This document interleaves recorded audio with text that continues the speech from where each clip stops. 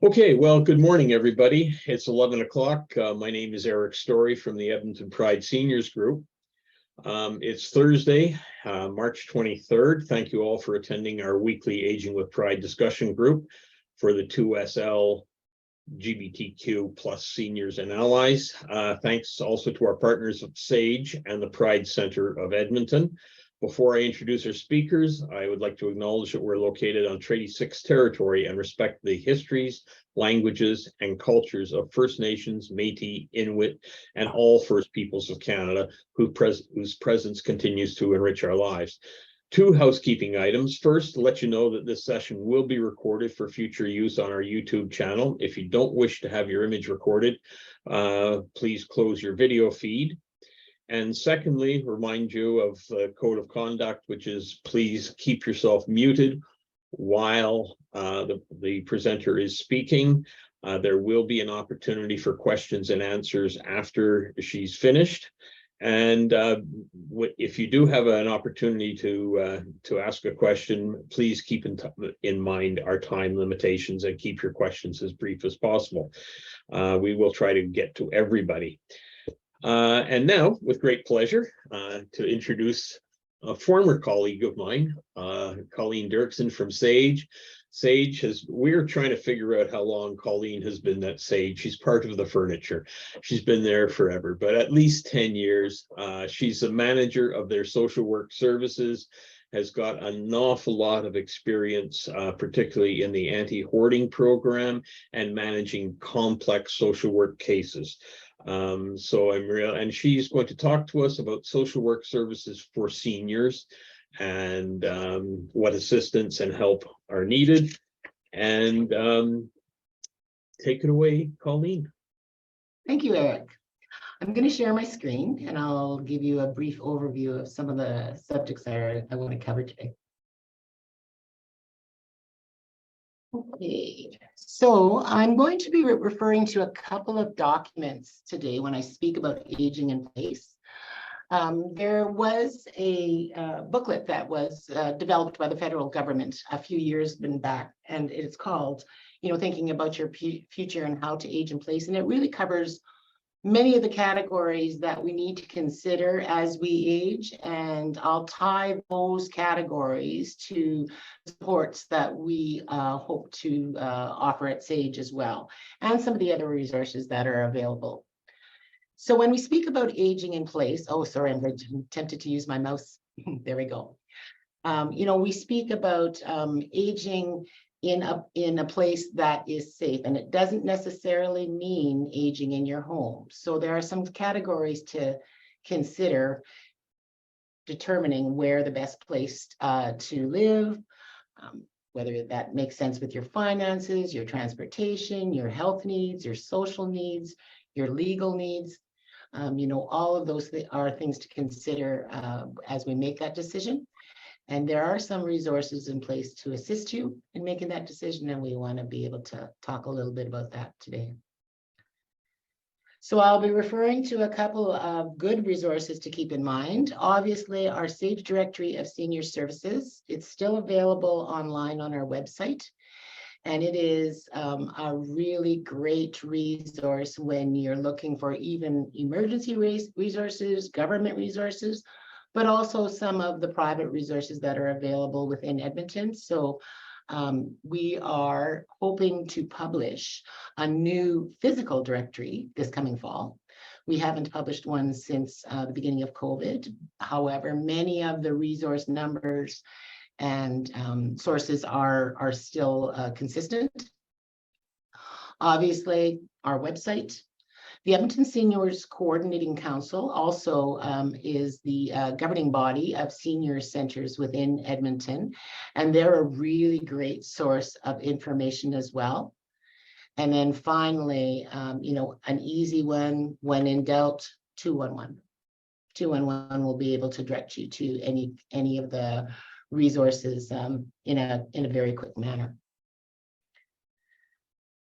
So like I mentioned, we'll be talking about some of the services that you may want to consider: in-home services, your finances, housing, transportation, social supports, physical and mental well-being, and finances. So when we speak about our health and we talk about, what things we want to ensure that we're determining, there are some things to consider when you're over 65. What kind of dental services are available to you? What kind of health benefits are available to you? What kind of healthcare agencies should you be attempting to access? So we'll be speaking about finances a little later in the presentation, but many of the seniors that come to SAGE are low income. So they don't necessarily have private dental plans. They're relying on the provincial government's dental plan, and that's allocated through the Alberta Seniors Benefit Blue Cross program. And so that allows seniors $5,000 towards dental work once every 5 years if their income is of a certain level.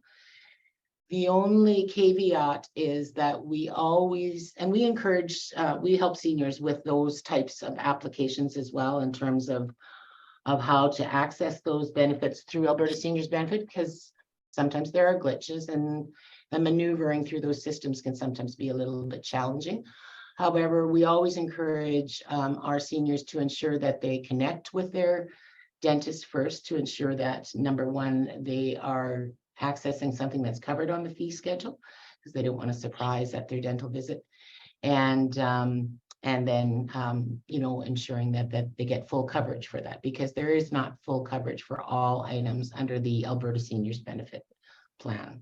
For example, cosmetic would not be covered, so crowns would not be covered, etc. So SAGE does that kind of maneuvering on behalf of seniors quite a bit. Health benefits, that's a pretty simple one. Obviously, here in Alberta, your health benefits are going to transfer to a Blue Cross card when you turn 65. Many people don't realize that that's a really easy access. That can be applied for at the registry's office with proof of ID. And then, of course, healthcare agencies. So having a primary caregiver doesn't necessarily mean that it has to be at a clinic and it has to be a physician.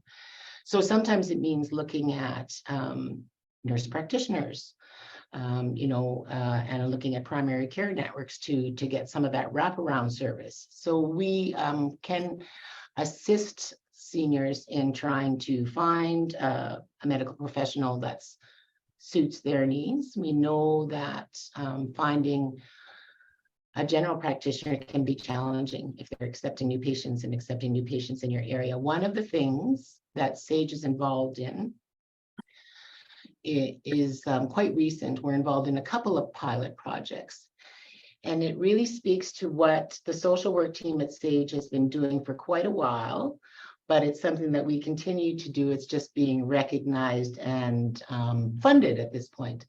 We know that seniors, or anybody for that matter, when they're connected to social supports, chances are they're going to see an improvement in their health.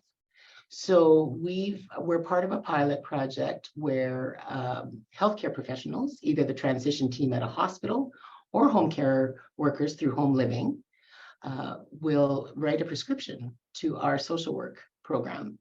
And by connecting them to some of those social supports that we're going to be talking about as well in this presentation, the hope is that the rehospitalization rate will lower.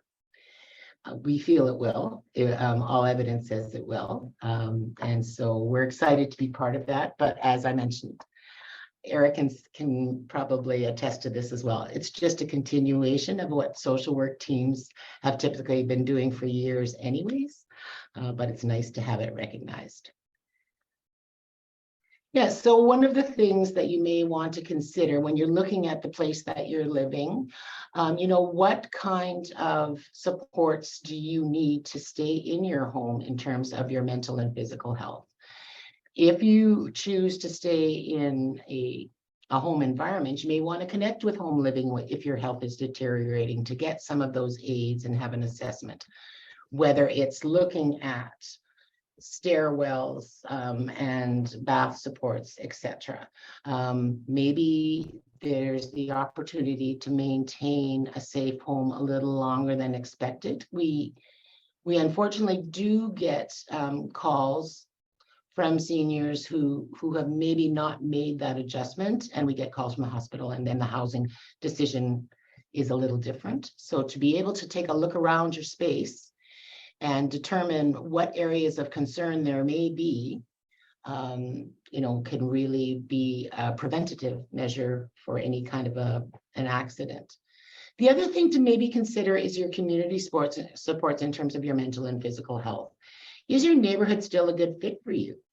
Are you suddenly changing physicians and your physician is at the other end of the city? Or if you're seeing a therapist, is that a long drive for you? What kind of access do you have in your area? And if it's becoming inconvenient, then maybe it's something you want to consider changing. So again, speaking of the home, there's a couple of resources to access in order for you to be able to stay in your home a little longer. So the Seniors Home Supports Program is coordinated through the Edmonton Seniors Coordinating Council.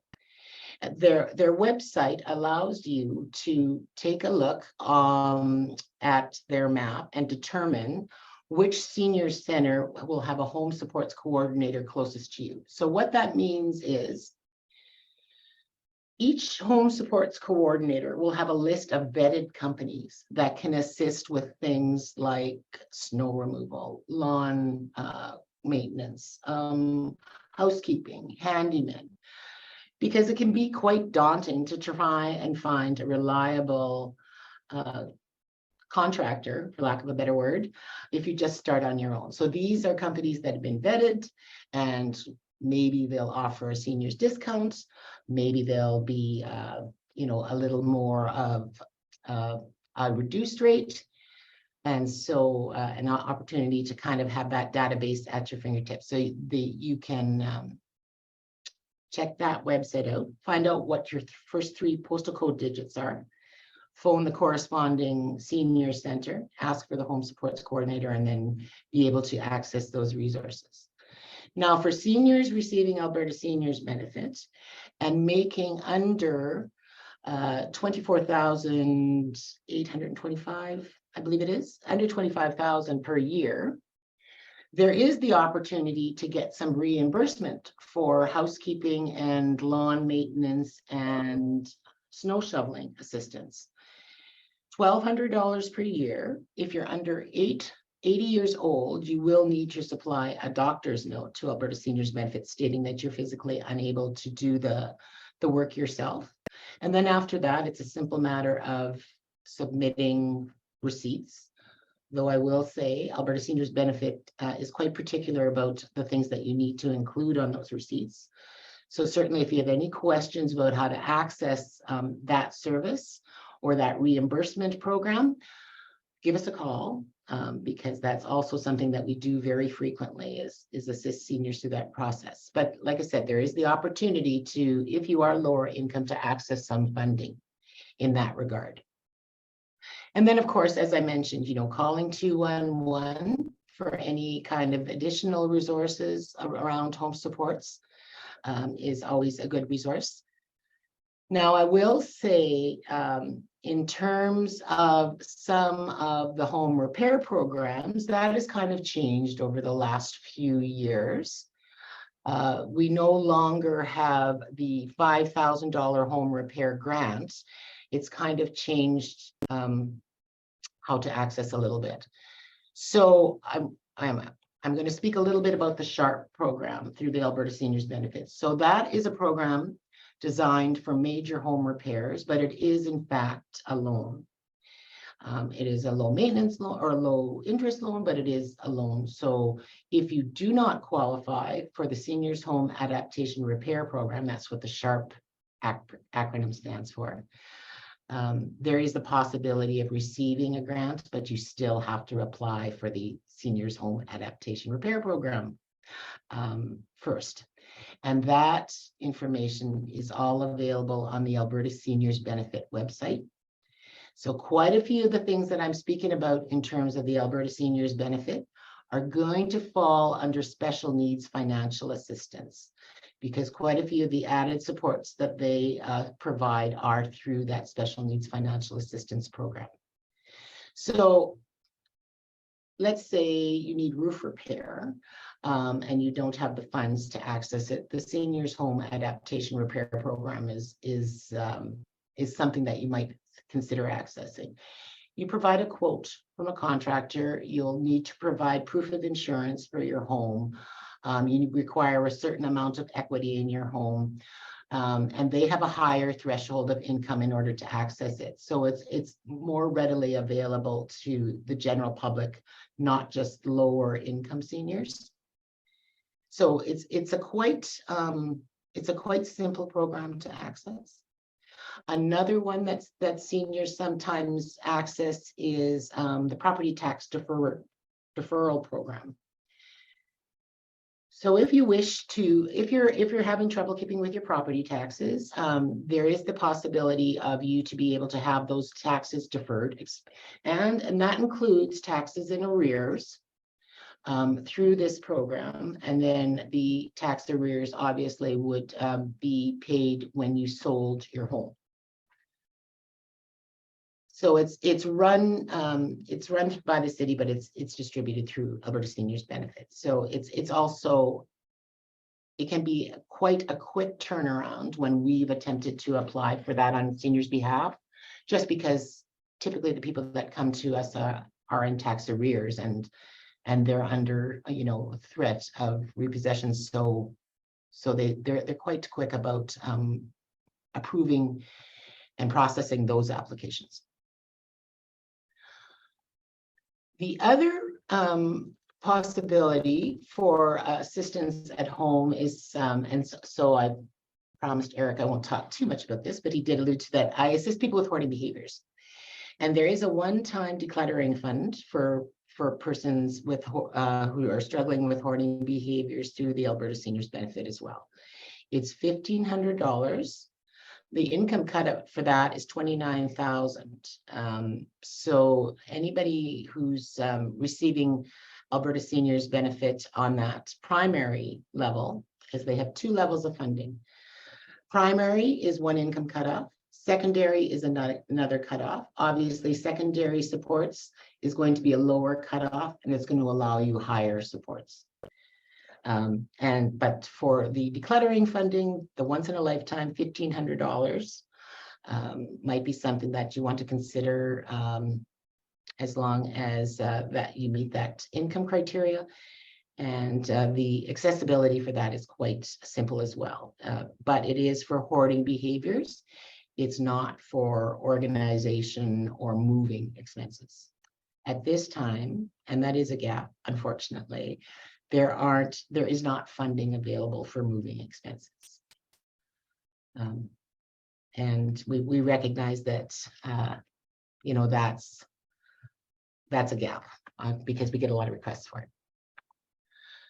So now if we're speaking about our home, we've looked at some of the supports that we might want to consider staying in our home, but we've maybe decided that this isn't necessarily a good fit for us anymore. Housing is a huge section of our directory, and there's a reason for that, because there are some numerous options available, and it really does require a little bit of research on your part in terms of deciding really what's a good fit for you. I will say the directory does have a great questionnaire at the beginning of its housing section for you to be able to take a look and check mark what kind of amenities you want in the place that you are looking at. So it can help you a little bit when you're starting your search. I won't speak too much about all the levels of housing because there are quite a few, but obviously there's independent living. And independent living also includes what you expect, a regular apartment, but it also actually includes lodge living. So because lodge living does require a certain amount of independence in terms of being able to go for meals. So the largest provider of subsidized lodge accommodation right now is GEF Seniors Housing. So GEF Seniors Housing provides both lodge accommodation as well as independent apartments. We help with those applications a lot.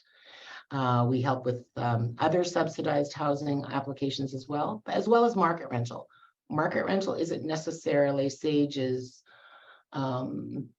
main area of assistance, just because typically those types of resources are available on websites that most people can access through the library, etc. But we do a lot of assistance with subsidized housing. Now, supportive living and facility living are going to be Alberta Health Services referrals if you're looking for subsidized. Private, yes, there are some listed in the directory, and that's when you require medical personnel on site. So that's something that is typically an Alberta Health Services referral. So SAGE could, if you're looking at private, we can certainly help you look at some of those options. But it really, if it's going to be any kind of a subsidized supportive living, it's going to be through a health services referral. And that obviously applies for facility living. These will have different levels of care. And so an assessment needs to take place to determine the level of care that is required. And also, the directory does list facility levels in their listings. So you're able to see if it's a DSL 3 or a DSL 4. Those are obviously levels of care. So transportation. Sorry, I need to use my arrows instead of my mouse. It's more consistent. So transportation is often a challenging transition. Giving up a vehicle can be giving up a vehicle and driver's license can be a little bit of a loss. However, sometimes weighing the pros and cons of owning a vehicle as opposed to public transit or some of the private transportation's options out there for occasional medical trips sometimes makes more sense. So obviously you're going to determine, is it really financially viable for me to own a vehicle at this point? If I'm moving into an apartment and I have to pay extra for a parking space, but I have a public transit stop right in front of my building, because many seniors housing are quite convenient for either DATS as well as ETS. And I want to maybe budget using a cab for the odd grocery trip. Maybe I really don't need to worry about insurance and maintenance of a vehicle anymore. Obviously, Edmonton transit system is a great resource. There are discounts for low income. There are discounts for seniors. So it can become a really great financial option. So then when we talk about taxis and paid services for some of those extras, when transit isn't necessarily your most convenient option, maybe you want to look at becoming a member with Drive Happiness, for example. Drive Happiness has a small month or yearly fee, and they charge rides based on a ticket price. And the ticket price is usually considerably lower than any kind of a cab fare you're going to pay. So that might be something that you want to do in conjunction with ETS, or also in addition to taxis for special occasions or doctor's appointments. We often say with Drive Happiness, because the $10 ticket gives you an hour and a half worth of a ride, sometimes that's great for doctor's appointments, just because they do need some lead time, or grocery shopping, especially because you can take your groceries on a volunteer driving service as opposed to ETS.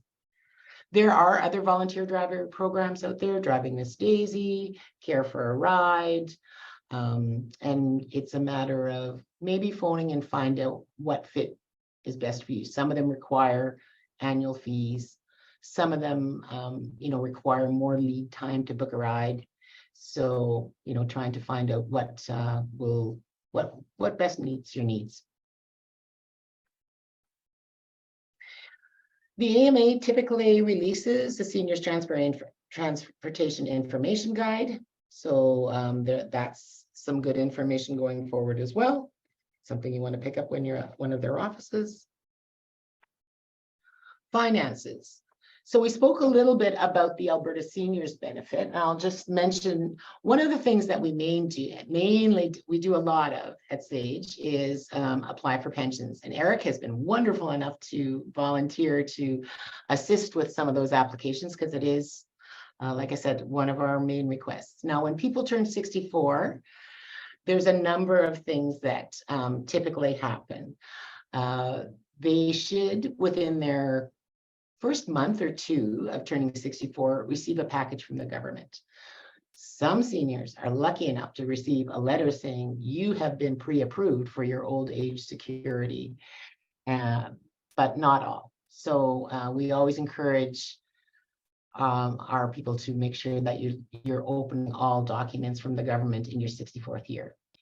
So there are 4 pensions available to seniors as long as you are not getting a work pension. So obviously, Canada Pension Plan is based on your contributions during your working years, and that's a flexible amount. Old age security has a set amount, that's a federal pension. And the guaranteed income supplement, which is tied to your other income levels, is a top-up that is a federal top-up. And then finally, another top-up will be that Alberta Seniors Benefit, and that's a provincially distributed benefit. And within that benefit is that special needs financial assistance for some added supports. So the 2 top-ups are obviously based on your other income levels, and that can fluctuate if based on your income levels. So once that first transition year from retirement, your income's going to be your working income.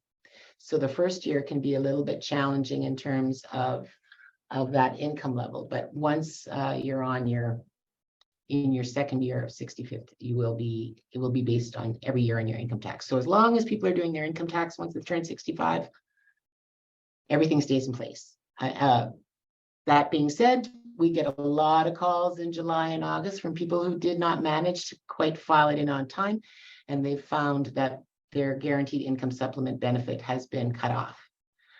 So then we assist them with reapplying for that guaranteed income supplement. That's what all benefits are based on. So we always encourage people to do their taxes, and we, as well as some other senior centers, are offering a free tax service at this time of year. We have for many years. We've been doing it mostly over the phone the last couple of years, and it works really well. So some other things to consider. I spoke about the Alberta Seniors Benefit SHARP program already, and that's that home adaptation program for some of what we would consider major repairs. Furnaces, roofs, maybe plumbing.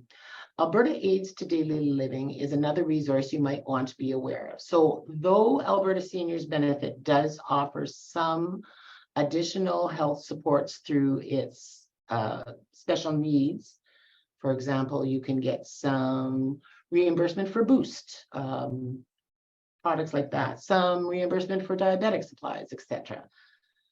Alberta Aids to Daily Living is the main provider of some of those larger healthcare needs. And typically, if you look on their criteria, what you're requesting will have different criteria depending on what the request is. Different levels of receipts or specialist prescriptions, kinds of things. So it's kind of item specific. Sometimes an occupational therapist's assessment will be required to access a certain item. But we at SAGE we also help people kind of maneuver through that, knowing that it will often be that connection to health services to be able to get those assessments. The Residential Access Modification Program, the RAMP program. So that's a program that's designed to assist people to modify their homes when mobility challenges become at play. So whether that's installing a chairlift, installing a ramp at the front door, those kinds of things. So that's typically what that funding is used for. So social connections. So we know that social connections can really be a determinant of health. We certainly recognize this within the last 3 years when we saw so many seniors suddenly isolated. And I will say that we really recognize that there was an increase in mental health calls on our line. So the Edmonton Seniors Coordinating Council publishes a recreation and wellness directory. Now the current one online is the 2020. However, some of the activities provided at various centers will be current. However, some of them will have been adapted since COVID. So I would always encourage people to either call the center directly or call 211, because they should have current listings of what each senior center offers. So for example, Sage, we are still in progress in terms of how we are offering our in-person services. And I'm assuming that some of the other senior centers, depending on the activities that they're providing, are going to be adapting things the same way. Now, we've got a little bit of a hybrid model in terms of some of our programming to offer it online on Zoom. Right now, today we have Tai Chi and social dance, etc. in the basement. So there's still opportunities for a little bit of both, but it's a matter of maybe phoning the senior center to find out exactly what they offer. Online programming obviously really took off during the pandemic, and Edmonton Senior Center Without Walls, which was operating before the pandemic, really became quite a popular program for many seniors, and that's something to explore as well. Save you the trouble of parking. Transportation, they have a wide range of chat groups and educational opportunities, and as do most senior centers. But like I said, the guide is a really good starting point to see what's out there within the city of Edmonton. And that's kind of what it looks like. This is the 2018-2019 guide, but they do have the 2020 guide up online. Safety. Frauds and scams. And it's worthwhile if you have any kind of an opportunity online to look at any of the educational frauds and scams presentations. Many of the senior centers have been offering them, and so has the Senior Center Without Walls. Every year around this time, the scammers get a little more creative and a little more invasive in terms of your emails and texts, etc., about making their sites look legitimate, their requests look legitimate. Unfortunately, our senior safe house, as well as our intake line, has seen a marked increase in online scams in the last couple of years. And I mentioned, they get very creative about how they make their websites look, how they make their links look, and it's heartbreaking.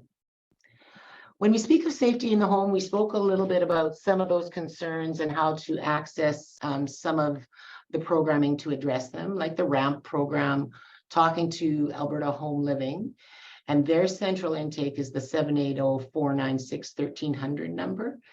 And you can have an occupational therapist come out and do an assessment of your home and see if you need some health supports in place. Maybe accessing something like the SHARP program to address some other issues, maybe accessing the Edmonton Seniors Coordinating Council's Home Supports program for some of those maintenance issues like housekeeping if they're eligible, or at the very least, even if you're not eligible, they will have resources for reliable housekeepers and maintenance men. Personal monitoring systems. Now, those are often something that many people consider when they don't necessarily have loved ones right close by. So obviously those can be quite inexpensive, and Alberta Seniors Benefit does offer a supplement for that as well, both the initial installation as well as the monthly fee. So that may be something you want to consider.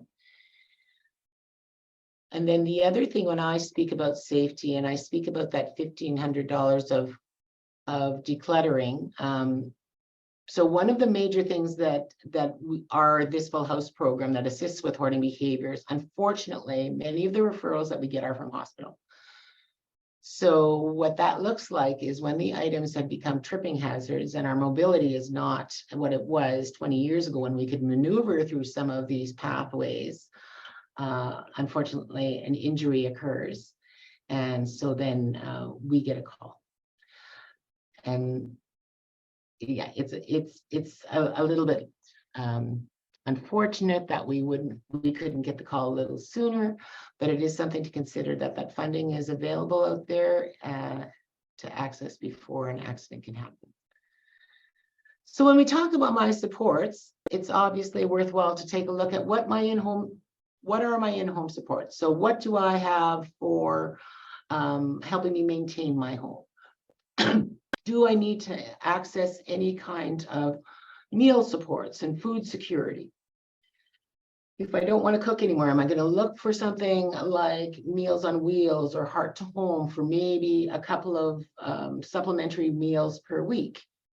That way, you know, I don't have to necessarily be concerned about, you know, all the cooking procedures. Community support. So what is in your community? Do you have social opportunities in your community?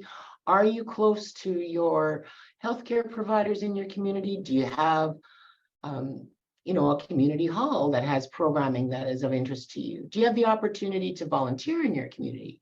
Because we know how very healthful volunteering can be. We always hear from our volunteers that the volunteering they feel helps them more than it helps the people they volunteer for. So we know that there's a health benefit for people who volunteer. So things to consider in your community. Is my community now still a fit for me? And so, as I mentioned, you know, here's some alternative options for meals, for food security. Grocery delivery, you know, it's really become more convenient over the last couple of years, obviously. Unfortunately, most of the access is ordering online. I see you're all joining me by Zoom, so it's not a challenge for you, but it is a challenge for people who still mainly use the phone and don't want to give out their financial information over the phone just because of the very scamming that we spoke about earlier. So my partner and me. Now this kind of talks about some of the legal things we might want to consider. Personal directives. So those of you who can see me on my screen, anybody who works at Sage gets just about hit over the head with one of these when they walk in the door. So really a personal directive allows you to name an agent to make decisions on your behalf if in fact you're unable to do so. We always encourage people to have a personal directive just because if you are in a car accident, et cetera, et cetera, et cetera, you need to have an agent to be able to make those decisions on your behalf because we've seen what can happen in terms of practical supports and practical items in somebody's life. They can fall apart if somebody can't make those decisions. It's an easy to fill out document. There are directions on it, and it's a downloadable document from the Office of the Public Guardian and Trustee. So it comes with instructions. It's your least legal document to allow you to name an agent.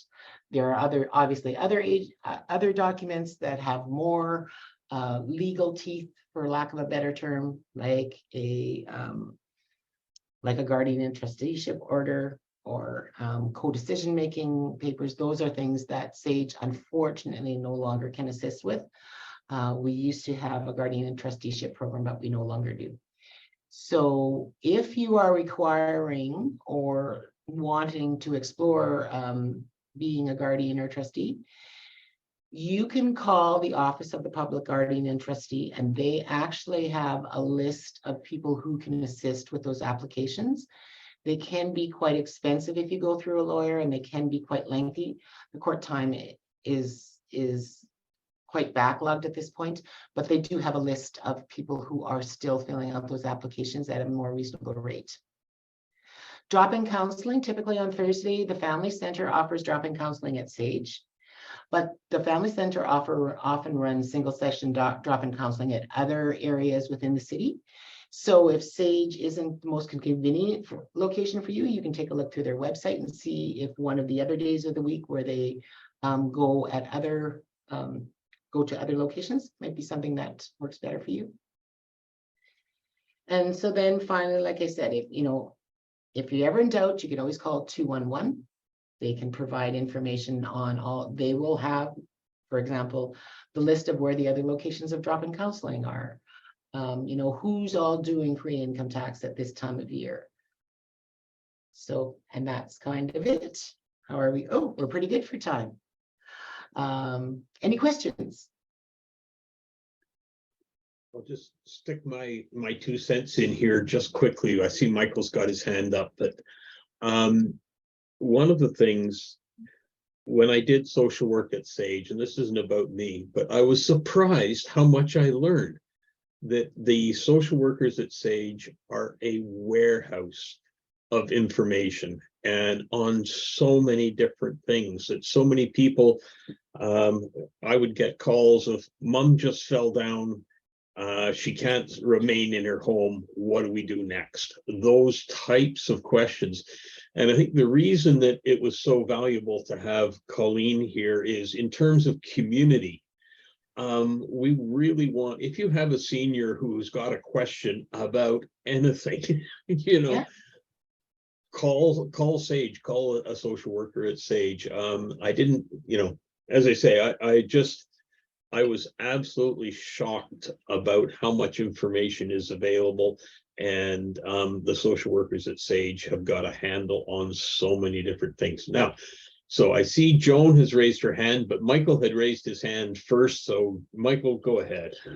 Oh, thanks. And Colleen, thanks for the presentation. I have a kind of a small question. On in the RAMP program, do they cover things like railings and washrooms and your bathroom and things like that might be needed? Well, they could. However, some of that can also be accessed through Alberta Home Living. So, Okay. So through that assessment, because those are smaller ticket items, and Okay. the ramp application is more of a severe modification, for lack of a better word. Yeah. Or modification, right? Okay. And then I just was going to add on to Eric quickly, I meant to mention this. So the Sage Senior Social Work team is operating in a combination of ways right now. We have a very, very busy intake line, and we respond to all those calls, and we get calls for. I'm surprised we don't get calls on how to cook a turkey. Like we get all calls, and we always tell people if we don't know the information, we're going to really try and look into it and get back to you. And usually our team is really great about sharing resources. So we're usually able to find out the answer. We can't always find the financial resources available for you because they're not always there, but we do our best to try and look into what kind of options are available. We don't provide funding, but we provide information, and we provide connections to resources and facilitation of maneuvering through some of those systems because they can be a little bit complex. Good. Thanks. Joan, you have your hand up. Hi, Colleen. That was really awesome. All my questions were answered, except for, I think I missed the personal directives. You were talking about naming an agent and calling the office of, and I didn't quite catch.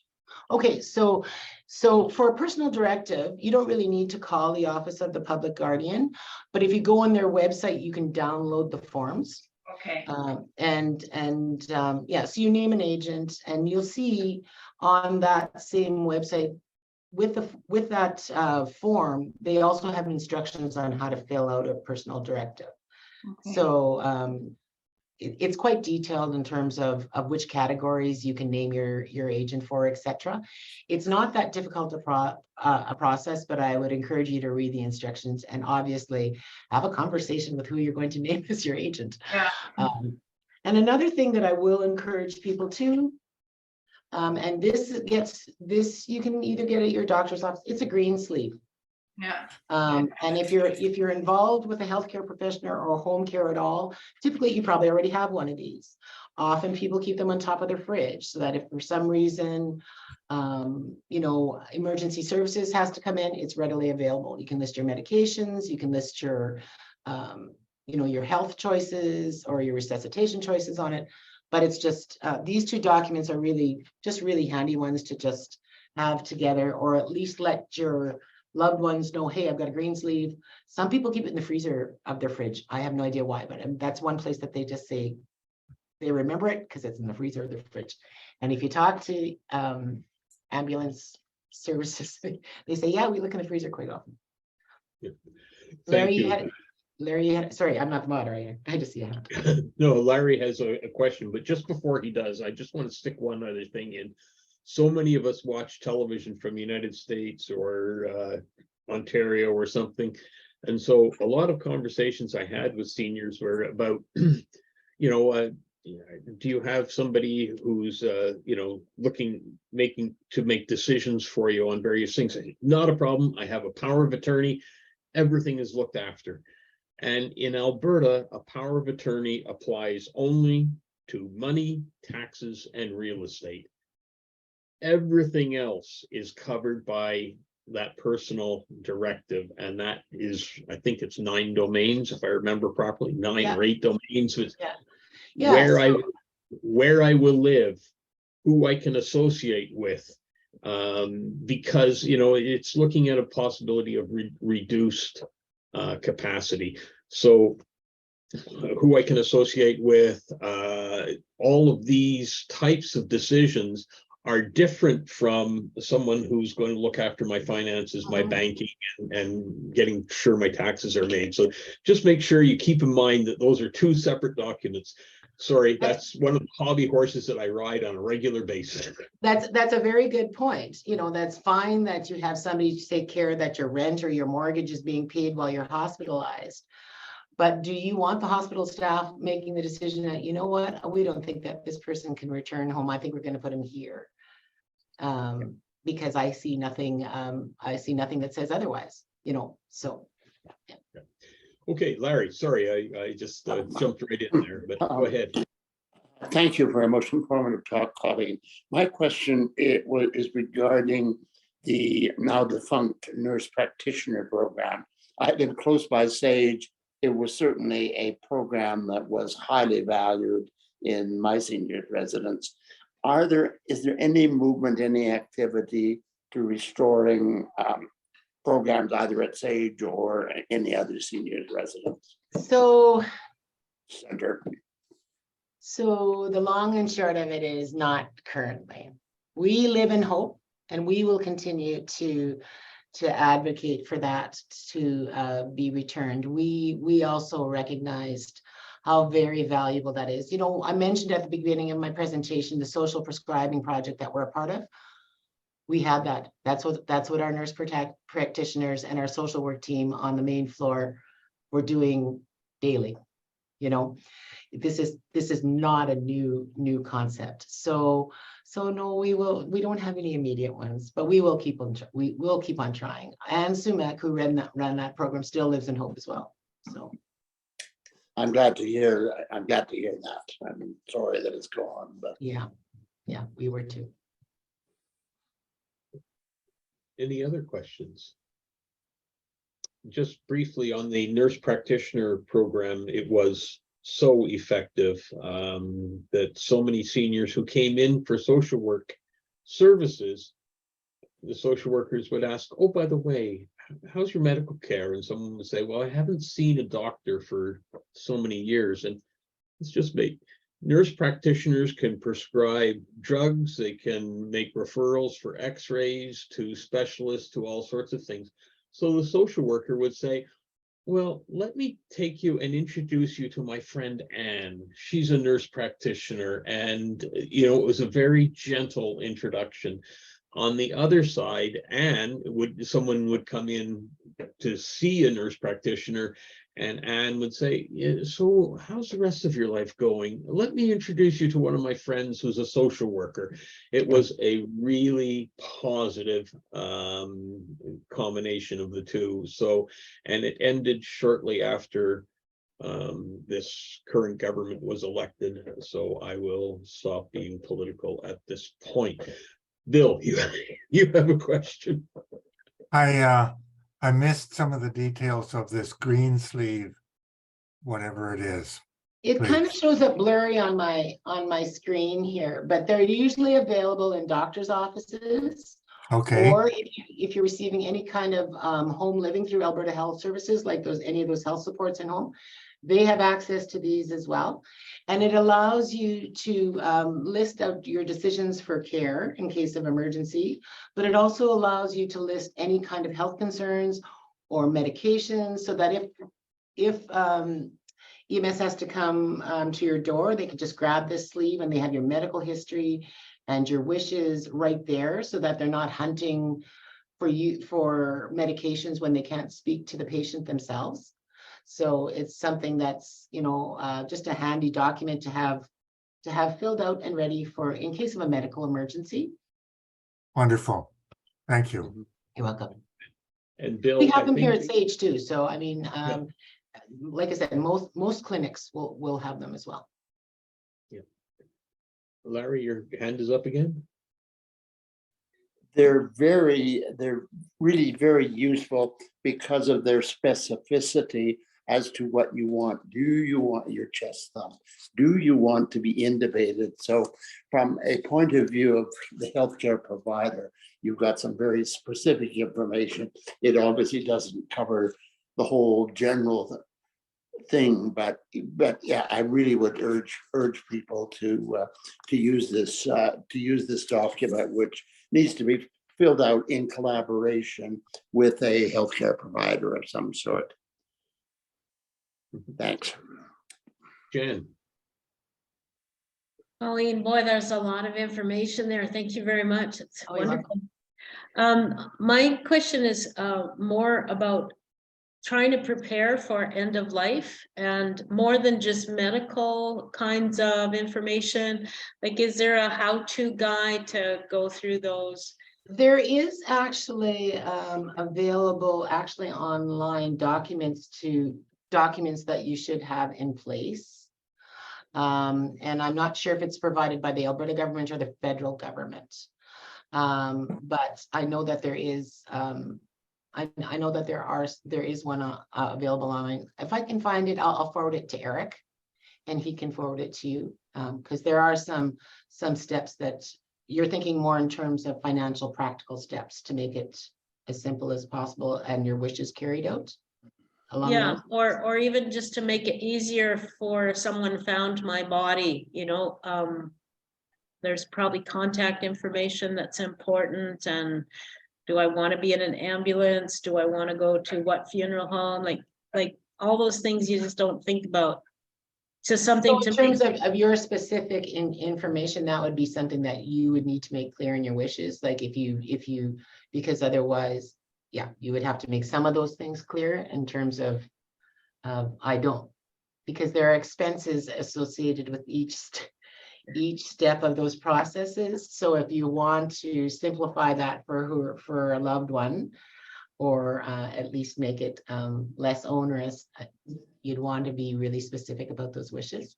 But like I said, I believe there are at the very least some documents that you should have in place that is on a website that we used to have a presentation on documents you should have. Obviously everybody knows the simple ones like a will, but like I said, we always include the personal directive, but any kind of financial documents, etc. So I'll see if I can find that and forward that to Eric.